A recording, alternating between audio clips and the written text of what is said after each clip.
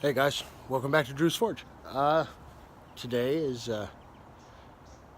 January 21st, and we're gonna try to finish the blacksmith tongs. That is my goal. I did a little bit of work that wasn't on camera. I redesigned my forge so it's a little bit more efficient. So hopefully I get more heat, which means the metal will move easier and everything else. So that's about it.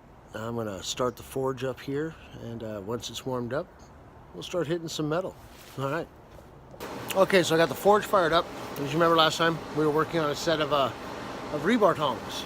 So this one was almost done. We had this the right width. We just had to continue on this one. This one, I noticed after I filmed, I got a twist in it. So we're gonna work on this one, try to even it out, get rid of that twist, bring it back to center, and then we'll beat on them a little bit more. And then once that's done, they're gonna join like so, and I'll have myself a set of tongs. And then I'll feel pretty good about that. Forge is heating up, so just gotta wait for that. So while we're waiting for the forge to heat up, let me show you the redesign that I was talking about. I got rid of the pipe. It came out the side right there. I got some better quality bricks on the side. I put them in at an angle, ran the air intake straight on through. I drilled holes that you can't see to get more airflow go through there.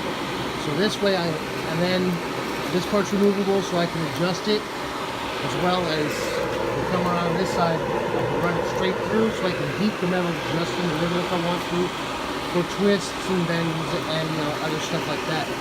But yeah, I'm pretty happy with it. I think it's going to work much better, and I'm not going to go through so much fuel.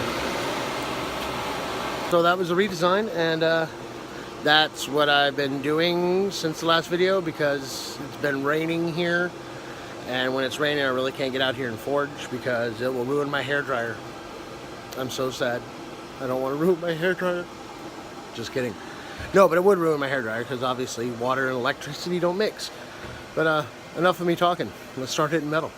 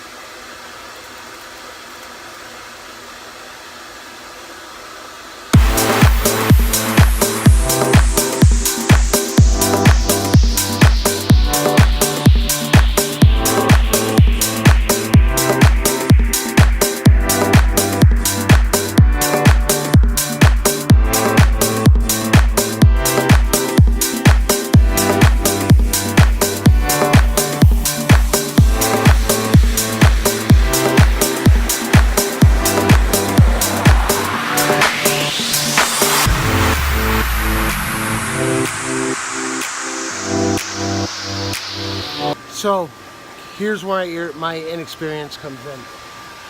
I mentioned the twist at the beginning of the video. I tried to hammer it out. It's just getting worse. So I'm not going to be able to use this for tongs. Let's just beat on it and see where it goes. I think that's a plan.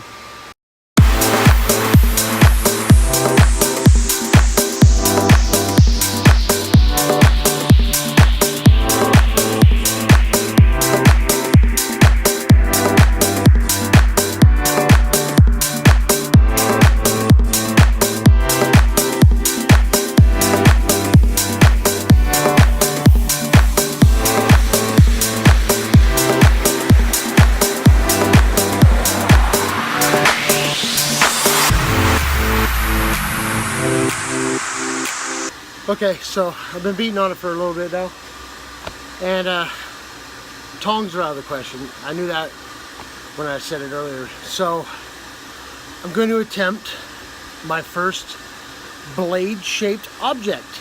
I'm not going to even dare try to call it a knife because my skill level is far below that. But you know, hey, you got to start learning sometime. I need to practice the techniques. So what I'm going to practice is I've already flattened it out. Now I'm going to keep hitting it on the tip until that tip comes down and it forms a point. Then I'll do what's called beveling. So make one side of it thinner than the back. So this will be the back of the blade, this will be the front of the blade. It'll have a tip, blade-ish shaped object. That's the goal. And yeah, other than that though, I'm having a blast. Like, I don't even care I messed up. I'm beating on metal. It's so zen-like for me.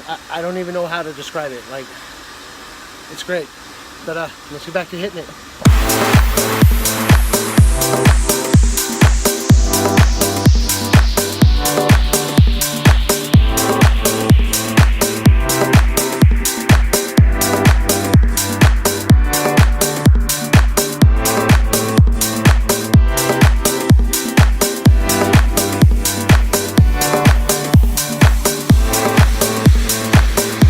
So, yeah, my blade-shaped object isn't even a blade shape anymore. Let me grab it, I'll show it to you. I was trying to get the tip and ended up with this. I made a very red-hot poker. I'm going to poke you with it. Poke. But, so I'm going to say that's it for this video. I'm not going to be able to finish my tongs till I get some more rebar. So that's that. But as always, thanks for watching, and we'll catch you next time.